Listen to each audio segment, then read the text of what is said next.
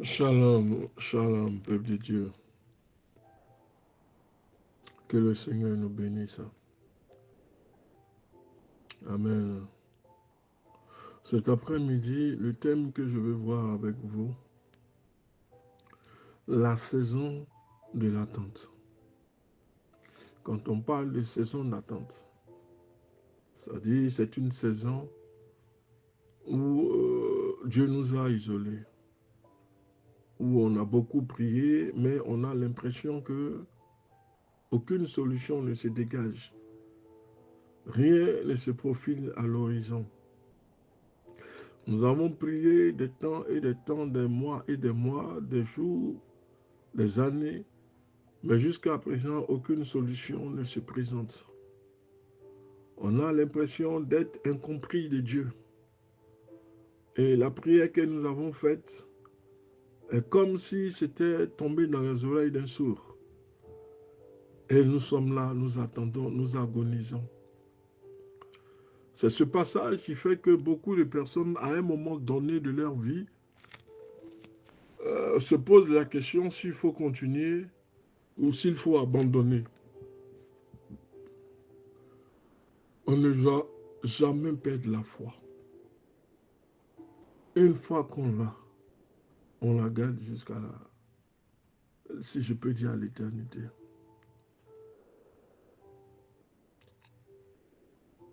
Thème, la saison de l'attente.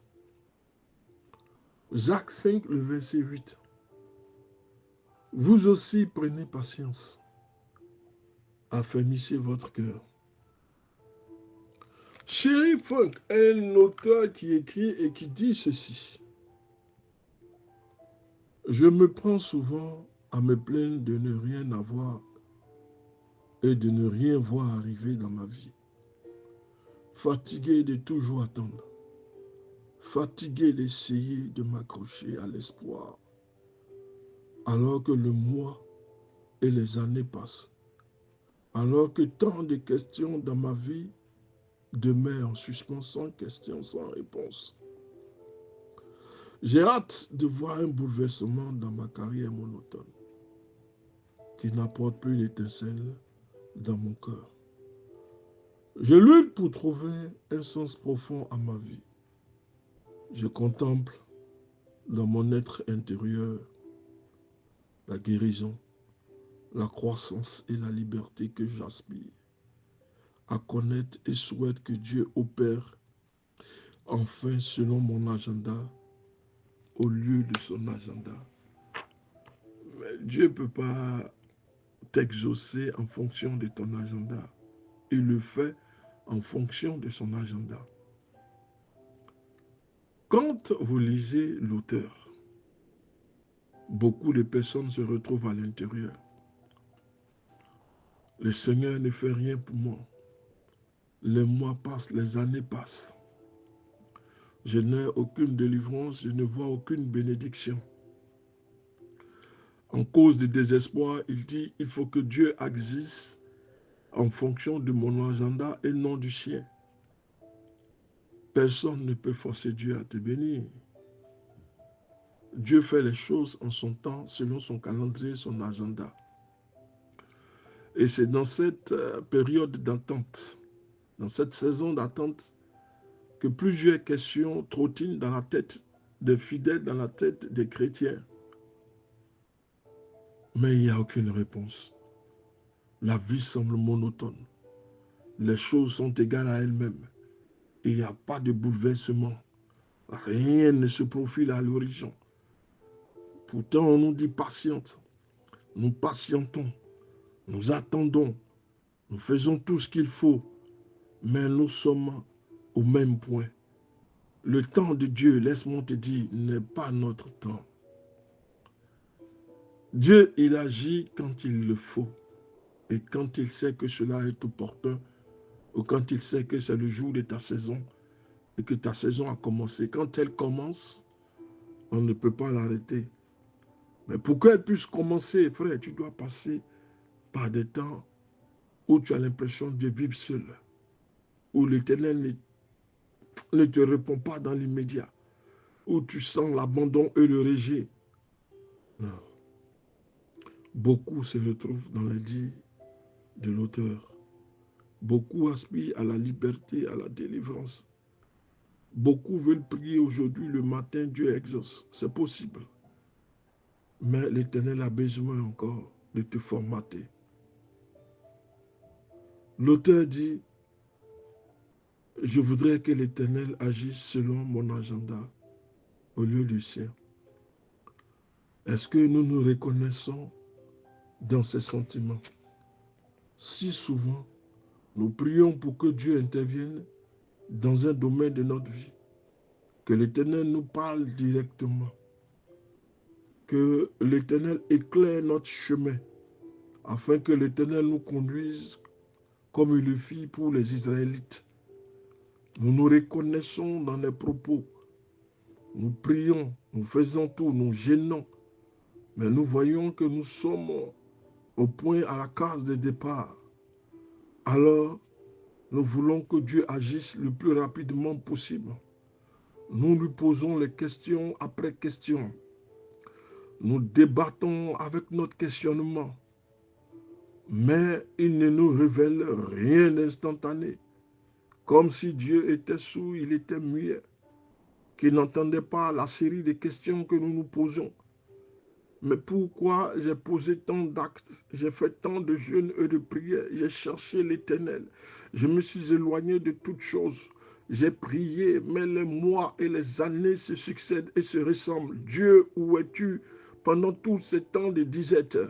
Les pleurs font succession aux pleurs, les calamités aux calamités. Seigneur, où es-tu? Comme si Dieu ne nous entend pas, comme si l'Éternel ne veut rien nous révéler. Cependant, laisse-moi te dire que c'est dans cette saison d'attente que l'Éternel continue d'agir en nous. L'Éternel affermit notre foi. L'Éternel nous touche de sa grâce. Ce n'est pas parce que tu es dans la solitude que l'Éternel s'écarte de toi. Non. L'Éternel, au contraire, marche avec toi, il ne t'abandonnera pas. C'est vrai que la vitesse à laquelle tu attends la bénédiction n'est pas celle à laquelle l'Éternel marche. Il marche selon sa vitesse et selon son temps et selon sa saison. Dieu sera toujours avec toi dans cette saison d'attente. L'Éternel continuera toujours d'agir et d'affermir ta foi. Il te touchera aussi par sa grâce. C'est là que l'Éternel forge notre caractère. Et l'Éternel nous amène à mieux le connaître et à dépendre de lui. Vous pensez que Dieu vous a abandonné? Laisse-moi t'encourager, frère. Dans la détresse dans laquelle tu penses être, l'ignorance, l'abandon, le rejet dans lequel tu penses que Dieu t'a plongé, non. Il est en train de te préparer, de te façonner. Si tu dois le servir, il a besoin de te formater. Il a besoin de te préparer dans la solitude, de t'éloigner de toutes choses, de t'isoler, afin qu'il révèle un nouveau caractère en toi. Tu as un caractère qui ne peut pas servir le Seigneur. Tu as un caractère qui est pourri. Dieu a besoin de laver, de nettoyer. Il a besoin de t'isoler pour que tu puisses comprendre certaines erreurs, certains comportements, pour que tu puisses te préparer dans l'isolement. Ne cherche pas tôt la bénédiction. Parce que même s'il te la donne, elle va te fuir. Même s'il te la donne, tu sauras mal la gérer. C'est pourquoi il est en train de te préparer dans l'isolement, dans le désert, dans la souffrance, pour que tu apprennes la gestion, comment tu prépareras les choses. Où il est allé chercher David. Il est parti chercher David derrière le troupeau. David préparait le troupeau. David conduisait le troupeau. David défendait le troupeau. Quand David est arrivé au sommet, il est arrivé à la royauté, David a appliqué ce qu'il préparait et ce pourquoi Dieu l'a préparé depuis sa jeunesse. Dieu l'avait préparé dans sa jeunesse. Et une fois qu'il est arrivé au pouvoir, David n'était pas surpris, il savait presque, sinon j'allais dire totalement tout faire. Parce que Dieu l'a préparé. Et c'est de cette façon, l'Éternel est en train de te préparer en silence, mais toi tu grognes. Il est en train de te forger un caractère, mais tu te plains. Il est en train de préparer les choses dans l'invisible pour toi, mais tu rumines. Tu dis qu'il t'a abandonné. Il t'a laissé dans l'attente. Il t'a laissé dans l'isolement. Les autres progressent, mais toi tu ne progresses pas. Ta progression n'est pas égale aux autres. Elle n'est pas égale aux autres. L'Éternel nous forge un caractère. L'Éternel nous amène à mieux le connaître, à dépendre de lui.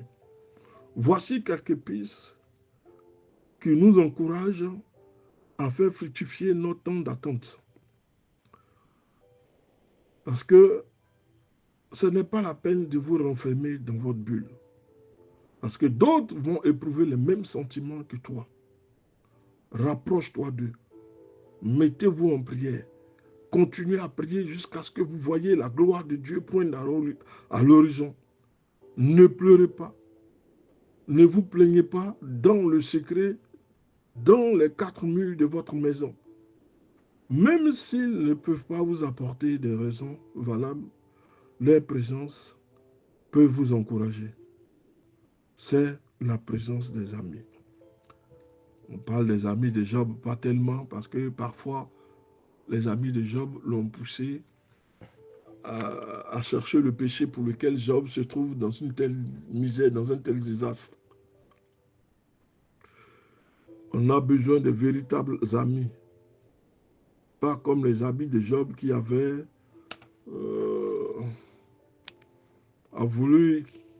qui voulaient le déstabiliser en disant que Job avait péché. Mais les amis ont plus de valeur dans les moments difficiles. Le problème, c'est que on n'en trouve plus. Dans ta souffrance, tu seras seul. Il n'y a pas beaucoup d'amis qui viendront à ton secours. Pas comme les amis de Job. C'est vrai, ce sont des amis de valeur.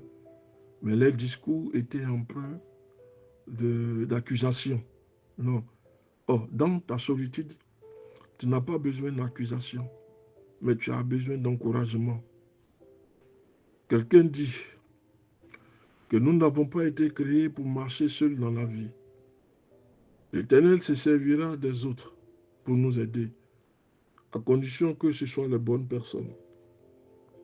Des personnes qui viennent vraiment pour nous aider à sortir, pour nous encourager, pour nous trouver, qui soient en eux-mêmes une piste d'ouverture, un tremplin, une porte, mais pas des amis qui viendront se servir, des amis qui vont nous abandonner, des amis qui vont détruire presque tout autour de nous, des gens qui viennent, mais qui ne sont pas en réalité des amis, mais qui sont en réalité des destructeurs. Que Dieu nous envoie de bonnes personnes, pas celles que nous pousserons, comme la femme de Job, à maudire Dieu avant de mourir. Non. Je prie ce matin que l'Éternel te donne les bonnes personnes.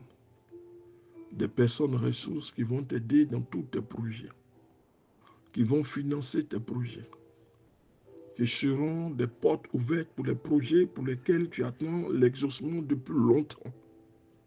Que Dieu t'apporte ces personnes-là, qui seront des financiers pour toi, qui seront des opportunités pour toi, qui seront des personnes qui vont t'aider à sortir de cette situation. Tu as prié longtemps et je prie que Dieu t'envoie tes personnes-là, afin que ton exaucement soit réel et matériel.